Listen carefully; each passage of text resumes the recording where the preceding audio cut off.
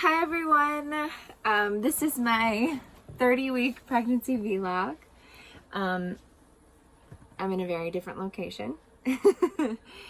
I am actually staying in an airstream right now outside of a barn in Idaho. My husband and Wyatt are sleeping in the barn, and Esme and I are sleeping in the airstream, and mainly because it has air conditioning and a soft bed. And it's amazing. We're having so much fun. We just got out here. We had been staying at a house in town, and now we're staying kind of far out, more in a rural area. I mean, it's all kind of rural out here, I guess. But anyway, 30 weeks. It's funny, I kind of thought we'd be heading home, and then, you know, it's been so nice to be here and to be out of the city, and we're not, you know, we don't have to be in LA right now for work, so it's been so beautiful to just enjoy the kind of wide open spaces, and going into the national forest and just doing little projects and activities with the kids and going on walks every day. But it's funny because I had this moment where I was like, oh, I'm at 30 weeks, you know, and now I'm at 31 weeks, you know. This is because I'm recording this right now, and I'm actually at 32, but I'm going to do 30 and 32 back to back because we were moving. So it was just like such an interesting time, because normally I'm able to go and do my doctor's appointment at 30 weeks. They kind of check and see baby's positioning, and I feel a little confused by the baby's positioning. I had guessed pretty spot on with Wyatt and Esme, but with this one, I have no idea. I feel her kicking in all kinds of different places, and I'm like, is that an elbow? Is that a foot? And I tried downloading the Spinning Babies, you know, worksheet where you belly map, and I'm like, where's the soft squishy part, which would be the butt, and where's the hard part, which would be the head, and you know, where do you feel like the body, or where do you feel kicks or flutters? And with this one, she's like all over the place, so I have no idea. I'm feeling him kick me around my belly button, on the side. Sometimes I feel hiccups really low, which I know means that's the head. But I don't know. So, you know, I called my doctor and I said, you know, I'm at 30 weeks now, and I was going to be coming back to come and see you. And we're talking about staying here longer. What should I do? And he was like, stay there. But he told me to order a blood pressure machine, like a little one, and a Doppler, and just keep track of, you know, how's my blood pressure doing, how's the baby's heart rate. And he said that we can check baby's positioning when I get back, and if we had to, we could always turn baby around like 37 weeks, you know, if that was the case. So, but it was funny because I don't know, like I wasn't sure how I would feel once we got out here, and my body definitely takes a toll on me, because I do get you know, my babies are usually pretty big, and so I know every pregnant woman has hip issues at night when you're sleeping on your side. It's like a lot of pressure on your hip, and I bet I wake up like 7 times a night to go to the bathroom and switch sides with my hips. And so, you know, comfort wise, I was afraid, like, you know, once I'm sleeping in the Airstream, am I going to be comfortable? Or you know, once we're out of the barn, like, am I going to be getting enough sleep? And, but it's been great. It really has. And, you know, it's so funny. I was talking to one of my friends, and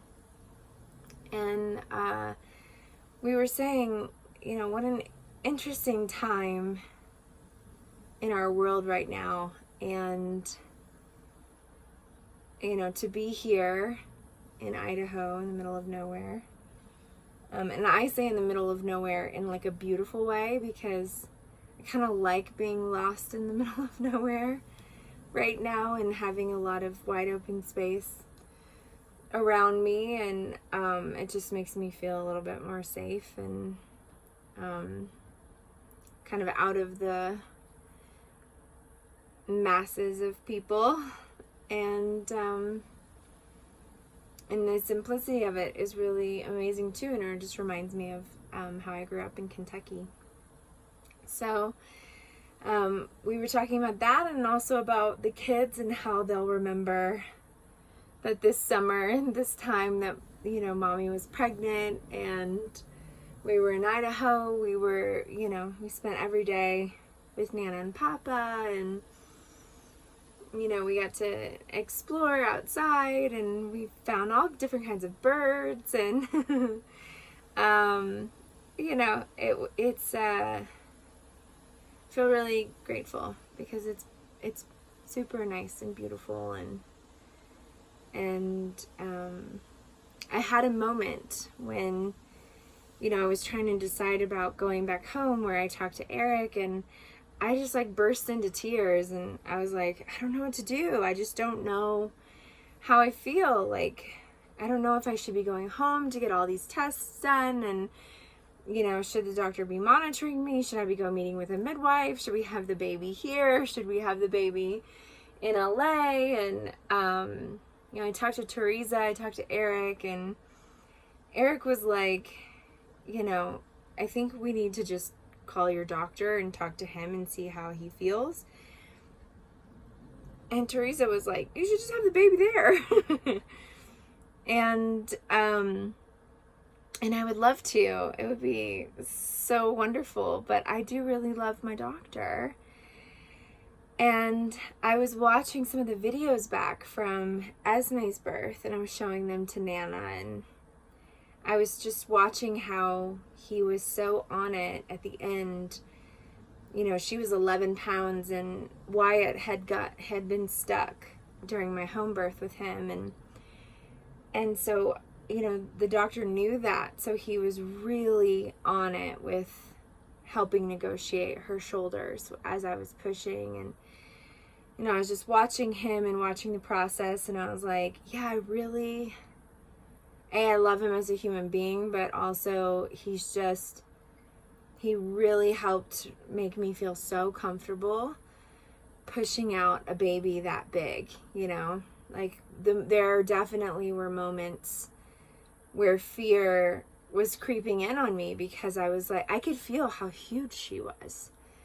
I knew bringing her down that this was going to be something to get her out, you know? And so, watching that back, I was like, yeah, I really want to birth with him. I do. I want him there. And even though it's not going to be the same, because I won't have my doula in the room, I won't have my son there. Hopefully Eric can come, but the cases have been so high. I don't know what Cedar's plans are right now. But, you know, I do feel like that's where I'm supposed to be for this birth. And I hope that that's not fear. I hope that that is just comfort and what feels right and what my instinct says. So we'll see. But thank goodness, talking to Teresa and talking to Eric and, you know, talking to Sonia, my doula, I just let all of those emotions and kind of fear and stuff flood out of me through crying. And then I was like, I talked to him, and I was like, okay, I want to stay. I want to stay longer, because I feel like this is just really good for me and the family, and it's nice to have this time and be grateful for this time, and I don't have to like worry and rush back to get a blood test or something, you know. So we'll head back in a few weeks, and I'm sure we'll have many more stories from there. So that's it. 30 weeks in an Airstream in Idaho and a barn. And it's kind of magical. Bye.